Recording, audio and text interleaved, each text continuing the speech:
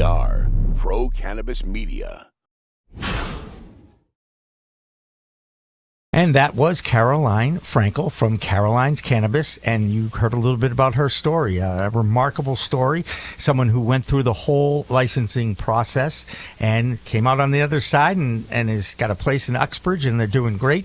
And now we continue with our Weed Talk live stream on our social media channels on Pro Cannabis Media on YouTube. I'm Jimmy Young, the founder of Pro Cannabis Media. And I'm Curt Dalton with Cannabis.net. And he's right over there. I promise you. He's right there. There he is. There he is. Hey, look, and there's Mike Petit and that transparent co-host again. There we go. I'll move over. No, this way. All right, let me tell you a little bit about Mike Petit, because I did my homework, and I have it right here, and whether or not it actually has shown up or not is another story, but I know that he is a entertainer, a comedian. He produces a show. He MCs corporate events, and he was introduced to me by a guy by the name of Jim Bowman. Now let's put Curt Dalton on the sports spotlight. Here we go. Real quick. Mike, that's Mike. Curt, Mike. Who is Jim Bowman, and what role did he play for the New England Patriots? Don't know. Good job. Mike Petit, do you know? You know. Of course I do. Jimmy played cornerback. He was safety. He played safety. He was a large safety. Yep. Played for the Patriots, and yeah, absolutely. We met Jimmy at a Patriots game, and yes, he's quite a fine human being. He's a great guy, and he's on the sidelines of just about every Patriots game in the back, taking notes on whose sock is down. That is correct. Jimmy, for the past 20 years, has been with the NFL and is the official uniform inspector. Right. So make sure that the guys, when they come out, they're wearing all the uniforms that has to be in appliance to tuck your shirt in. And they'll fine you. They'll fine you $25, $50 if he writes tickets to the players. Yeah. No kidding. Yeah. And again, another one of those things behind the scenes and everything. But Mike, tell us a little bit about Petit Productions and what you do on a regular basis, because I know you are doing something kind of exciting. Well, thank you very much. I started my career in Boston radio a long time ago, probably about 30-something years ago. I've been very blessed or cursed. I'm an impressionist, so that's what I've always been doing for years. I started off in radio, as I said. It was, hey, baby, it's the Wolfman Jack on a Saturday night. Bebop and hey, baby. And then it moved into, I'm Casey Kasem. We have a long-distance dedication. It comes from Dorothy in Kansas. So I started my career just a wise guy. I found that I could impersonate people and make them laugh, and it's evolved into a career. Yeah. That's what I do. Yeah, that's awesome. And if I remember correctly, one of the imitations in a contest that you won was for a specific basketball team in Boston, I believe, and their legendary broadcaster. And if you go to the New Garden, yes, now this one. Right, hey, Curt, who am I talking about, Curt? I won't even look. I'll just listen. Okay, you know who I'm talking about. We'll see. Let's see how it goes. Okay, go ahead. No, Mike, you're supposed to talk. He wanted me to do the blankety blank imitation now. During the 80s and the 70s, there was an announcer who was high above courtside. 60s and 70s. 60s and 70s. Okay, DJ Huffenotion, back over to Birdie, fiddle diddle daddle doodles, and that was a vicious followed by Lambia. Not bad on the Johnny Moes. For Johnny those Moes. that are outside of the Boston area. Long-time Celtic announcer. Outside, right. Outside of the Boston market, pretty much limited.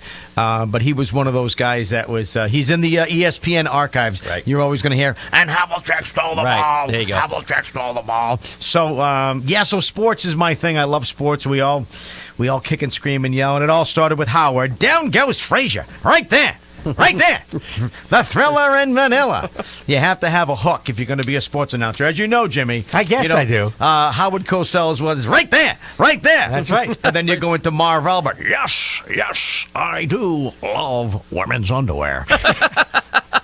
Alcoa presents You Make the Call. And the Knicks. Yes. And then, of course, college basketball is coming up in March. It's Dickie V, baby. I'm loving it, baby. I'm on the Cannabis Media campaign, baby. The kids are excited. You're Dickie V, baby. I do want to go back to Johnny Moes for just a second. If you go into the New Garden, because it is the New Garden, and Mr. Johnny Moes, may he rest in peace, they have a old school microphone. Sure. Not dissimilar to this shape, actually, on the right underneath the 9th level, which is the press box and the the ninth level. Let's just call it the ninth level. Sure. It's truly high above courtside, and it has nothing to do with being high. It's just actually high above courtside where Johnny used to practice. It's a tribute to Johnny. So I'll tell you one quick story. We don't lose half of our audience or 90% of them talking about Johnny. So I won the contest in 1988. Yeah. It was a big deal. I was just a young guy, and I won this contest. And my trip, the prize, was to go to L.A. to sit with Johnny and Glenn Ordway, the Big O, who's still with us. Boston radio. Yep. Went to the Celtics against the Lakers game. So fun story. We're at the Forum, we go to the game, and we're having a good time, and then we go to the hotel later on. It's Valentine's Day, and we're upstairs, and we're drinking and partying and having a good time, and there's women there, and Johnny gets pushed and lands on top of me. He's not in good health. No. He's in my face, and he looks at me, and he goes, "Don't worry about it, kid. I got plenty of horses in the stable."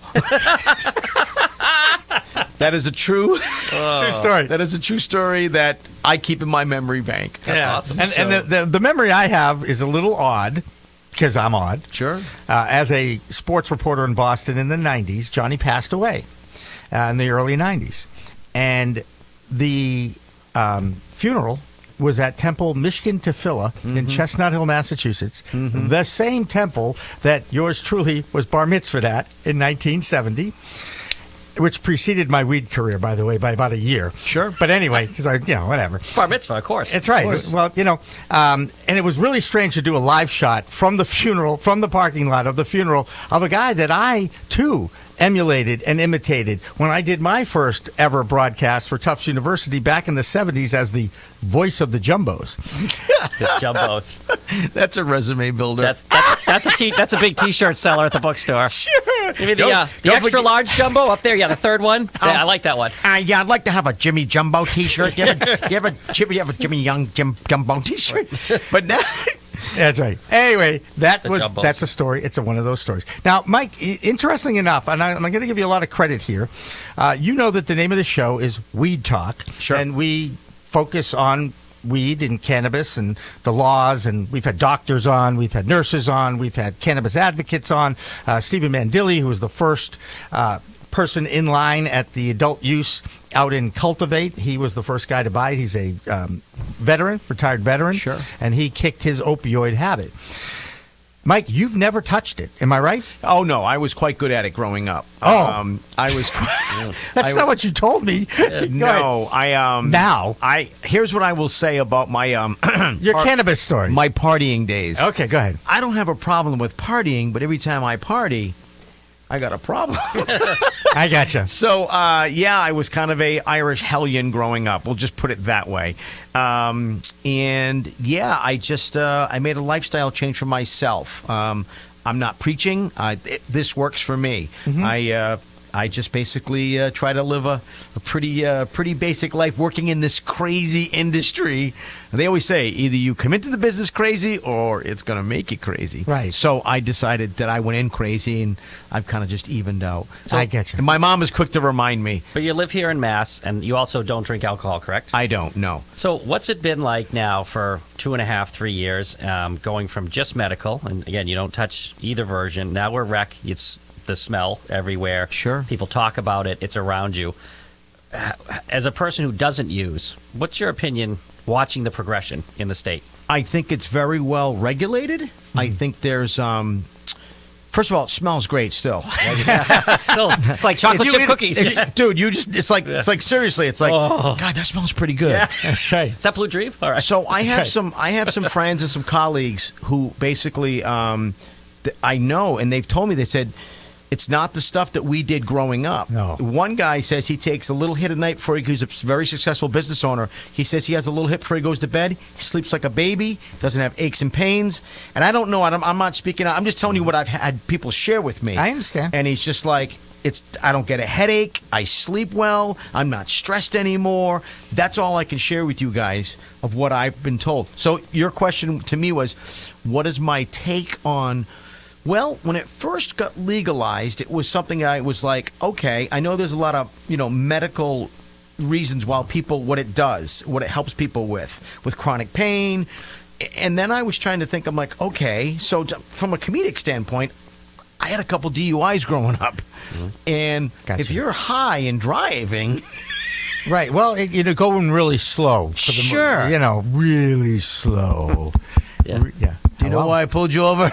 Do you know how fast you were going? Hey, man, because I'm listening to the Bee Gees. Hey, 5 miles an hour. That's Cheech. That was Cheech, not Chong. But ooh, got the E. Hey, man, don't you knock on the Bee Gees, man. Ooh, got the joke I always say about alcohol versus marijuana.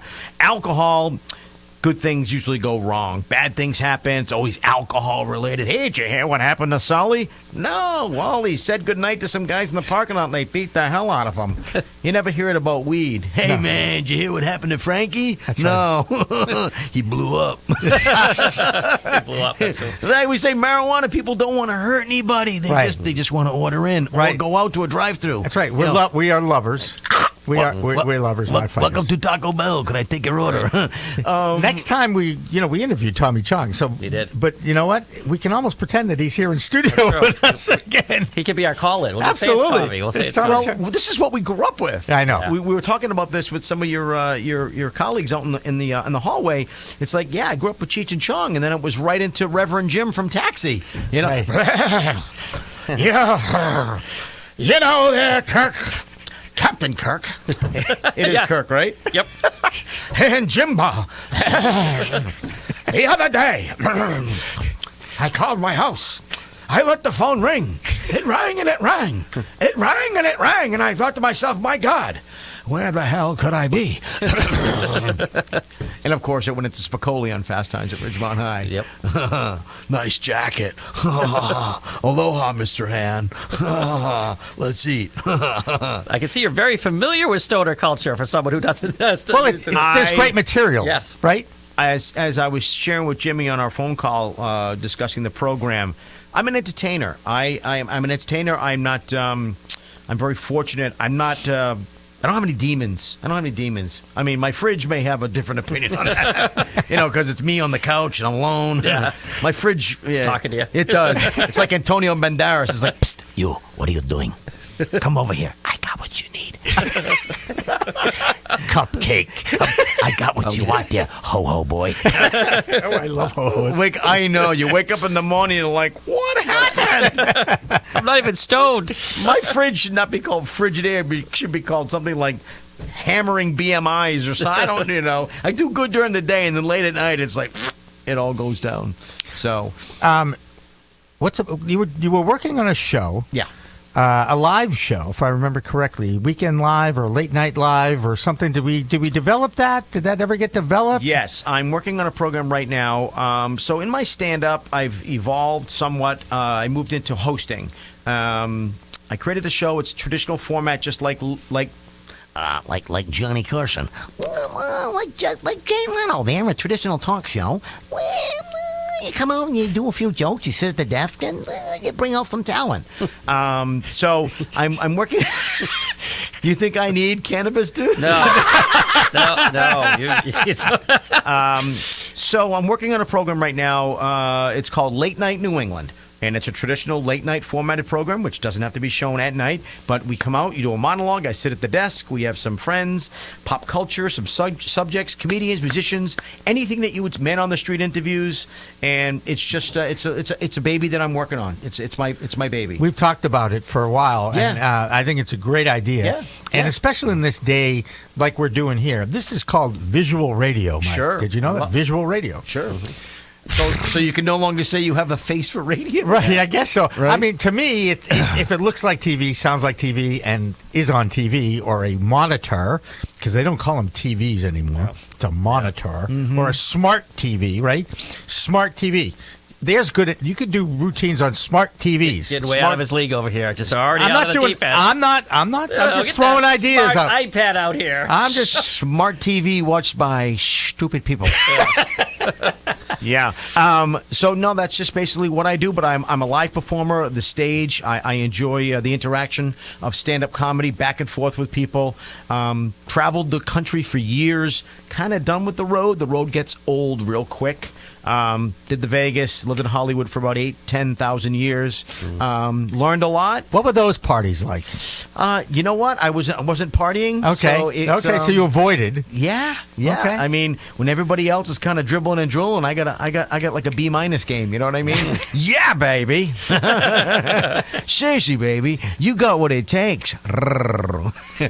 What is your? Can I ask you what your? I think you told me not to ask you this ever. Favorite? My favorite impression? Yeah. So one of my favorite impressions, I'm very fortunate to do the presidents, and I did not have relationships with Miss Lewinsky, and I can do that, and then the Trump, it's huge, incredibly huge. Look, I know huge, but the ones that I like to do are the ones that nobody really ever does. You've seen Goodfellas? Karen, that's all the coke we had, Karen. We're not going to get caught, Karen. We got to figure it out, Karen. I ought to kill you, Karen. What's the matter with you, Henry? That's good. That's so pretty good. it's that type of stuff that I like to do. I'm much funnier on stage than I am golfing. Golfing's pretty funny too, but the Caddyshack, I mean, how many comics have you gone out with that can do, hey, all right, let's go, while we're young? But very few can do a little Judge Schmeals. We're having a little get-together next weekend at the Yacht Club. You still my friend, Danny? You by Bushwood? You? Well, Bushwood? My arm, it's broken. My arm. Hey, all right, my friend. You're coming right down the pipe with these. And boy, you love them, right? Yes. So, to you, Jim, those types of impressions. Yep. Those are the ones that I enjoy, where the audience is like, what? Yes. What is he talking What about? did I just, Right. So let me ask you a question. We are a certain age. Sure. We can identify with just about all the voices you're doing. Sure. What happens when you're in front of do you ever go doing the college crowds or a 21 to 34? Are you doing K-pop? Exactly. Who? I'm not working. I didn't have so much success at like the Chuck E. Cheese. Yeah, I could see that one. We did the 11 and the 1 o'clock show, dark on Mondays. But of course you do. You just have to kind of be a chameleon. You have to be able to adapt to your. Oh, you give them some Peter Griffin. Oh my God, I love Doritos. Oh my God, yes. Look at those things. Just a tasty little triangle. Yummy. So that's what I do. I just and I bop and weave in and out of the characters and little audience interaction. And So what do you do with your audience interaction? Tell me about that. well, first of all, Jimmy, Because I give good audience. Jimmy, we need to talk about that shirt. Yeah. I had no idea that IHOP sold apparel. When I walked in here, I was like, what did they do? You're like, I like double my stack shirts. it bacon when we're done. Thanks. Appreciate it, guys. I like my shirts. I'll have a Jimmy Jumbo shirt with stripes up and down. What were they? The Bacons? What was it? What was the name of the mascot? For who? The Jumbos. The Jumbos. The Jimmy Jumbo shirt. That's going to be at the IHOP. Jumbo the elephant is a real thing, though. Jumbo the it's an elephant. elephant? Yeah, Jumbo the elephant. Like, I'm supposed to know this. Like I you should. P.T. Barnum. You know who that is? Yes. Okay. But that's their mascot is an elephant? It's Jumbo the elephant. Jumbo. Now, I'm not, Right. I'm P.T. not Barnum. here. I'm not here. I'm only here for a little while, but I may be able to leave you with a few things. Okay. I think I was that. going to go into the history of Jumbo the No, elephant. I feel that we're branding something from a germ of an idea, and I think the Jimmy Jumbo shirt could quite take. It could be something where I'm a big Jimmy Jumbo fan. And, Okay. and you might just have that. I have an elephant in my office. It's not real, but I have an elephant. Oh, I do that one. Going off the rails here. The old pro cannabis media. That's also a don't know shofar. Jumbo the If you're from the Jewish persuasion, Sure. that's a shofar. Sure. The The Jimmy Jumbo shirt. Anyway, I'm doing imitations. What can I tell you? There you go. Were you the class clown? In high school, I played sports, and I got in a little bit of trouble and all that kind of stuff. Dabbling in you know what. But let me give you. So you do have Cannabis. the Yeah, cannabis. we can say it now. It's You all actually- legal. Yeah. You know what? So here's my typical high school. Good afternoon. There'll be a pep rally at 2:30. All students should attend. Michael Petit, please report to the principal's office. That's pretty much. But they included you as a student, though. So- That's big. See, when I was in high school, it was 80 to 84, right? And Right. that's when it was first was. We gotta eat lightning and crap thunder. I ain't got no lack of no do I, Mick? The old butt kiss.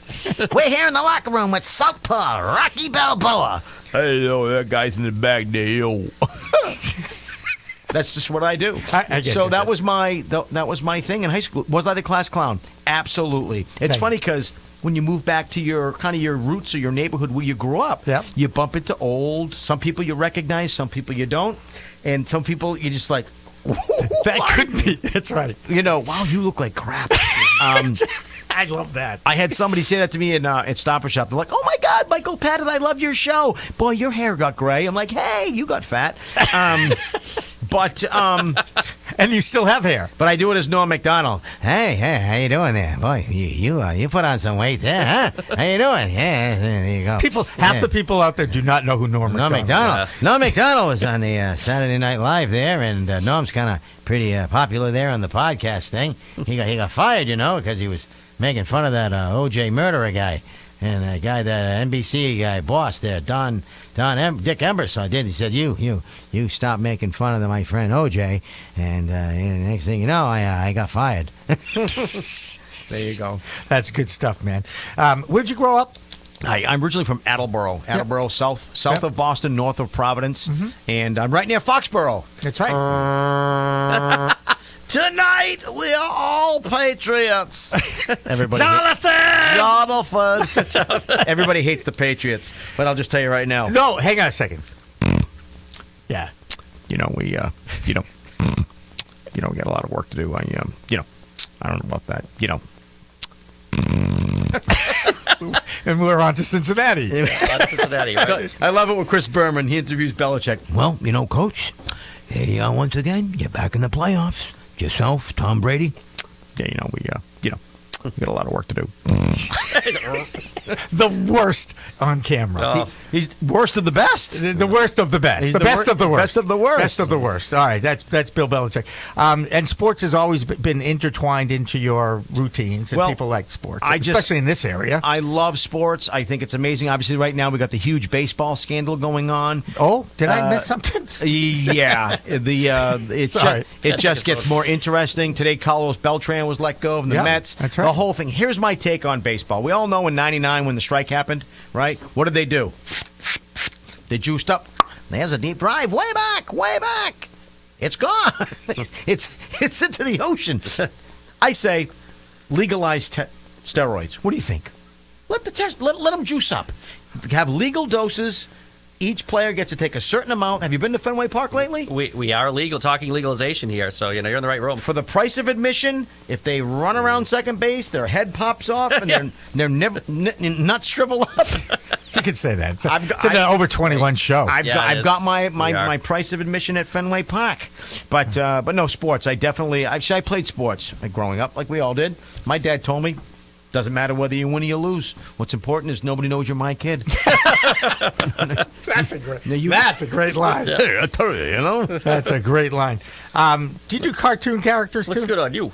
It looks good on dude. Yeah, cartoon characters are fun. Here's a very interesting story. We didn't even talk about this. So, misses and hits and things that just didn't work out. There are millions of them in the industry.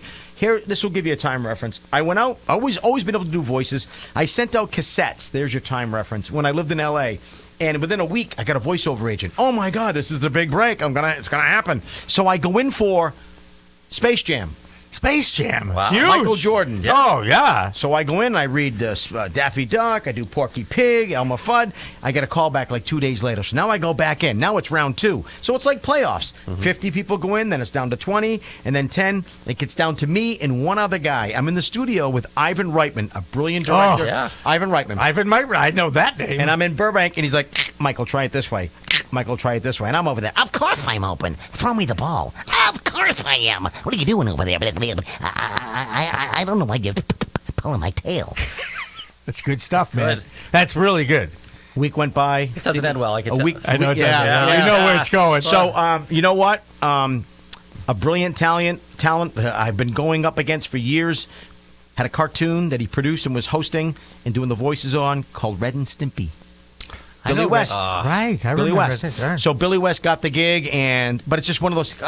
Cartoons are fun. Cartoons are easy.